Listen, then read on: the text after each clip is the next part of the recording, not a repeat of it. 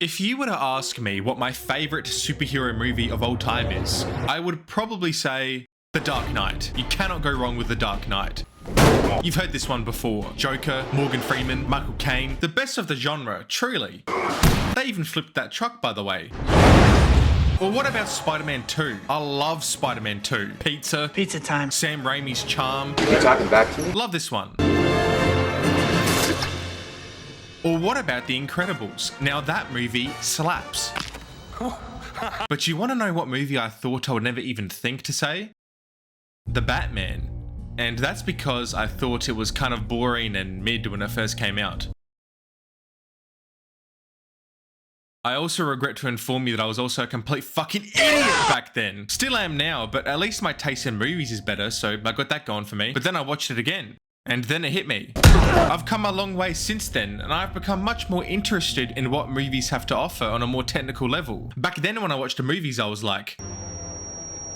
Now when I watch movies, I'm trying to break down and really analyze what's going on in the screen. But I also find myself trying to figure out and become interested in how they got that certain shot, or really admiring how perfectly framed, well lit, and audiovisually enhancing a good scene is compared to a bad one. And just generally being more appreciative of how much effort it really takes to make a great movie. Hey, we're talking. And listen, let me tell you something. Don't touch it! The Batman is absolutely one of the movies of recent years that took with that part of my brain that can now truly appreciate great cinematography. Hell, even Roger Deakins, who is considered to be one of the greatest cinematographers of all time, whose resume includes Blade Runner 2049, Prisoners, Sicario, Fargo, and even Rango, okay? Rango? Are you kidding me right now? And also No Country for Old Men. So when this guy says that the Batman has some of the best cinematography of the last few years, you believe him, okay? Comprende? Capiche? In other superhero movies, it always looks so clean and kind of bland, honestly. Like it has no visual character at all. But in The Batman, to really invest you into this world, the camera is often getting water and raindrops on the lenses to make you feel like you were right there with Batman. We get many shots within cars, close-ups, a lot of perspective shots, like this scene right here. What we are seeing is what Selina is seeing through the perspective of what Batman is seeing on these little contact lenses that record everything that he gave to Selina while watching it on his laptop. Or whenever Batman is on his bike riding around the city, it's a perspective shot. Or whenever we see the Riddler stalking his victim. Or Batman stalking Selina. Or Batman walking through a crime scene. All of this makes it feel much more personal, which helps in immersing the viewer to make you feel like Batman. Arkham Asylum makes you feel like you're Batman. So that they won't get bored watching Batman collect old 243 Riddler trophies. Fucking piece of shit Riddler. I'm really in love with this technique they do right here too, when they stick the camera onto an object that is the focus of the shot and we just follow the thing and where it moves. I love it. It looks really cool. I mean, look at this. You look at some of the action in the Nolan Batman movies and you go, what is this? I can't see. What is happening? What's going on? What is this? What? How? That guy didn't even get hit by anything. Nobody dies like that. But in the Batman, you are all the way out here and you can actually see what is going on. And it makes these scenes of Batman going ham that much more realistic, but also that much more engaging. In other superhero movies, punches and kicks have that typical artificial sound to them. Impressive! But in the Batman, you see and hear every punch. And if you listen a little more carefully, you will even hear this guy's hospital bill. But then you remember that America doesn't have universal health care. Horrifying. This movie is dark, but it's not afraid to use color to pronounce an emotion. Look at the colors. Look how powerful this image is. Look at the way the Batmobile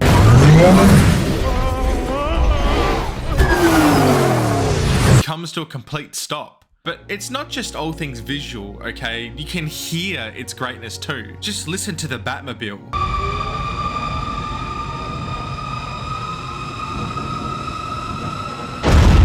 Listen to the Riddler. I think he's got asthma. Listen to the metal clicks that Batman's boots make while he's walking.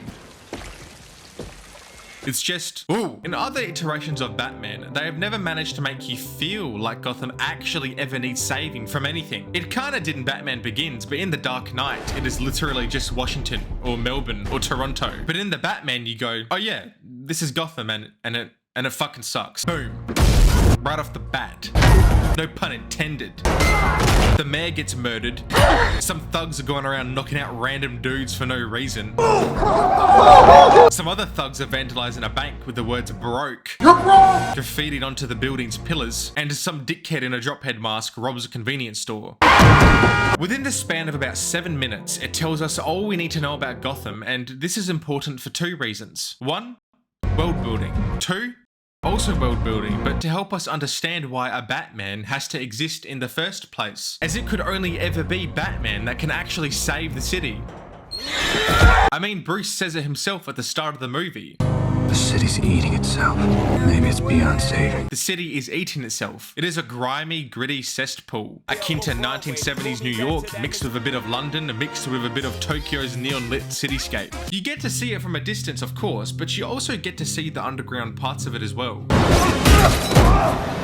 There are many different shots of the city, from all these different angles, from the many nooks and crannies around every corner. There are buildings that were left under construction, but were left abandoned by the Gotham Renewal Program. All of this makes it feel like Gotham is its own character, its own sinister evil that will chew up and spit out anyone that tries to save it. And it is easily the Batman's best element. We are living in the time of the superhero, the same way that the 1990s were rom-coms and the 60s and 70s were primarily westerns. And like all of those genres, the majority consist of slop and sludge. Copy and paste predictable movies in which you can put them all together and most of them are pretty much the exact same. But there are exceptions that stand on their own 2 feet, and I think The Batman is one of them. However, it really is a movie that on paper I shouldn't like. It's 3 hours long, it's a glorified remake of one of my favourite movies. What's in the box? Not till you give me the What's in the fucking box? And its premise is so obvious and cliche and predictable, especially to someone like me, who played the Telltale games and already pretty much knew what most of the big plot twists were gonna be. And it goes something like this. The city's mayor is mysteriously murdered by a serial killer. He leaves cryptic clues that suggest his motivations. He keeps on murdering other people to prove a point that he is trying to prove. And then he turns himself in, and then he starts crying. A woman. Murderers, John, like A yourself. woman. No! It's Seven meets Zodiac meets Chinatown, but you have a furry who beats up criminals and can survive point-blank shotgun blasts to the chest. But somehow, I keep on coming back to the Batman. I keep coming back for its acting, its attention to detail, its atmosphere, its world building, and its character, which is the movie's strongest element from a writing perspective. Hey, why am I starting to feel like a fish on a hook? What separates the Batman from the rest of the other Batman movies is that it is probably the first Batman movie where Batman is actually Batman. And what I mean by that is that Batman in The Batman is the main focus of The Batman. Take a shot every time I say Batman in this video. And as such reflects the surprisingly personal story in which the protagonist is deeply connected to the plot itself. How am I part of this? You'll see. And the central mystery of it. You hear me? In Batman 1989, Batman has 32 minutes of screen time, which is about 25% of the runtime. Then he had us. Now you want to get nuts? In The Dark Knight, 36 minutes, 24% of the runtime. Then you've got this movie, where Batman has 130 minutes of screen time, which is 70% of the runtime. Come on now. I love how the main character is in fact the main character, not a side character in his own movie, and it works really well for this specific take on the character. I will now talk about why this works for this specific take on the character. This is a Batman that really leans into that tortured persona in which Bruce Wayne died in the alley all those years ago. And because of that, there is only Batman. And this is a very immature and close-minded individual. When he beats up criminals, he reminds them why he does what he does. I mean, he literally straight up tells us. I'm vengeance. He truly believes that this is how he can save the city. Not by using his near limitless wealth and resources, but by striking fear into the hearts of criminals by beating the shit out of them. You can see this in the way he moves around, that famous bat glare. Robert Pattinson gets it down on point perfectly. In movies and TV, it's well known that it is hard to act in a mask, because masks and things that cover an actor's face make it difficult for the audience to truly connect to the characters. It's why in literally any Spider-Man movie, Penis Parker is always taken off his mask to yap. You just cannot get those emotional moments if your face is covered. It's a lot harder. But here, Pattinson, who by the way is quickly becoming one of my favourite working actors today, pulls off the impossible task of acting in a mask for 70% of the movie. But it's really how he uses his eyes to convey such emotion, which is what makes it so effective. When he meets up with the Riddler at Arkham, he can barely look at him, but until he realizes that the Riddler actually has no clue that he is Batman, he can look at him again. He's the only one we didn't get. Once that mask slips, he reverts back into that shy boy who lost his parents. But once he puts that mask back on, Bruce Wayne. He's locked in. I like how when he comes to his little living room after being Batman for a night, because he has spent so much time out at night that whenever sunlight hits his face, he squints and he puts on these sunglasses. It's these subtle but brilliant details in Pattinson's performance which put him in a league of his own. But you can see it in his suit. A lot of these other suits are made to be purely aesthetic. None of these suits, except maybe for this one, look practical or look like they could actually take any damage. This one looks like it is purely made to tank as many hits and bullets and explosions as possible. And he does indeed tank as many hits and bullets and explosions as possible. It looks like more of a riot suit than a costume, and I mean that in the best way possible. And this suits, get it? And this suits this Batman perfectly. It's almost as if he really doesn't care about the amount of damage that he takes. I think he actually wants to be shot. It seems as if it is cathartic to him in a sense. He would rather go at a problem full force blunt on rather than think about what is the best long-term solution. Like when he goes to see the Penguin. Whoa, take it easy, sweetheart. He just rocks up and starts throwing hands. And this is because he was so self-obsessed with being a symbol of vengeance that he ended up inspiring someone like the Riddler I just ordered a slice of pumpkin pie. to misinterpret his purpose and start his own vengeful crusade of violence. But if the Batman is vengeance, I'm vengeance. then the Riddler is probably wrath. One thing I really like about the Riddler in this movie is how alike he is to the protagonist. They are essentially the same character. Both stalk their targets or persons of interest from a distance using binoculars. Both have very similar introductions, coming out of the shadows, striking down on their prey in a similar fashion. Both are obsessed with their missions and write in journals furiously with passion. Only difference is that one is a furry and that the other is a Twitch streamer, Zodiac Killer. We're live. Paul Dano brings so much to this role and is one of the more memorable villains of all times in my opinion. He takes a very fresh and unique take on the character that usually wears a bright green leotard and sings in riddles or some shit with a cane shaped as a question mark.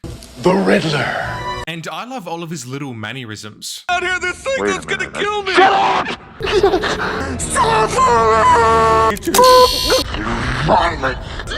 Special thanks to everyone for the tips on detonators. Hey guys. Last riddle. We'll give him a real change now. I love, but I'm also kind of creeped out that realistically, a lot of the fucked up stuff that he does to his victims is actually based off of real shit that has happened to people, which adds another layer of realism, such as the bomb collar, which is based off of a real case in which these guys kidnapped a pizza delivery driver and made him rob a bank, and if he failed, they'd blow him up. You wake up screaming with rats. The rat maze is a nice nod to 1984, but was a real torture method used throughout history. I got this rat, this annoying, key-eating fucking rat. Or sending a bomb explosive in the mail. Classic. Or trying to assassinate a politician. Classic. But he is more Zodiac Killer than anything, sending letters and cryptic clues about his murders to the media or leaving them behind from one of his crime scenes. I mean, he literally says, Hello, people of Gotham. This is the Riddler speaking. This is the Zodiac speaking. like Bruce Wayne. Your mask is amazing. With the mask on, he is a completely new person. My mask allowed me to be myself completely.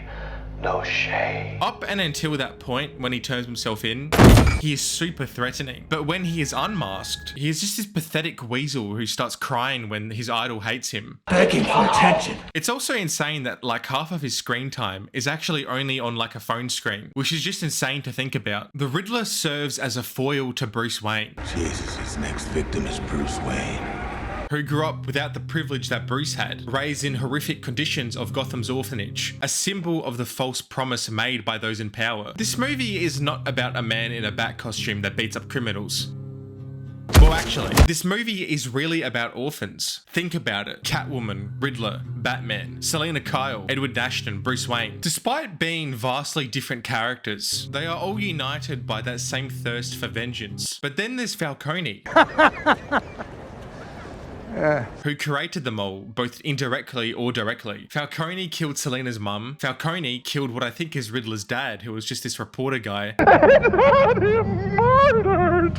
Because Thomas Wayne went to him because this journalist was yapping about Martha. Why did you say that name? And Falcone probably killed Bruce's parents as well. After Thomas Wayne wanted to go to the police because he didn't want the reporter murdered, Selena wanted to kill Falcone after she found out that her friend was murdered by Falcone. But Batman stops her because he doesn't want her to repeat that cycle of vengeance.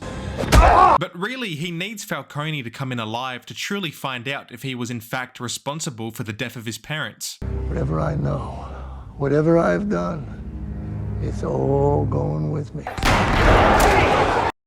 But then Edward Ashton strung up this entire plan after being inspired by Batman to viciously murder those in power who were corrupted by Falcone. But Batman got double tricked and he lured Falcone outside and then the Riddler killed him. I really like this brief moment right here too. I was gonna write a couple of sentences about this, but I think it's better if I just show you instead. Thought you'd never leave the shoreline. Aren't you afraid someone will take a shot at you? Why? Because your father ain't around. Got shot in the chest. Kid here, he saw the whole thing. Up on the stairs looking down. I remember your face. Right in this moment, Bruce's chance to figure out who truly killed his parents died with Falcone, all because his selfish vengeance inspired more vengeance, which inspired those secrets to never be revealed. Who the hell are you? I'm vengeance. And Falcone never to be brought to justice properly. And it makes this moment at the end of the movie. I'm starting to see now. I have had an effect here, but not the one I intended. A sharp contrast to the opening monologue at the start of the film, I wish I could say I'm making a difference, but I don't know. where Batman, having learned all of this, finally learns that vengeance only breeds more vengeance and doesn't actually help anyone. He's got to be something more. He's got to be justice. Max, what do you want for dinner? Justice. It's kind of rare for a movie like this to have a strong plot, strong characters, and strong action, and actually have a strong message to say at the end of all of that. Is the Batman a little long, and does it have some fat to trim? Yes, but I don't care. I love it despite its flaws. Sometimes the style is the substance. Sometimes the substance is the style. In this case, unlike many of the other cape shit movies that dominate the cinemas, the Batman is special because it actually has both style and substance. Matt Reeves, Greg Fraser, fucking B camera first assistant Phil Smith, and everyone else involved really gave it the role with this movie. This is what a $250 million movie should look like. Not this, but this. I don't even call it a superhero movie. I just call it a great movie.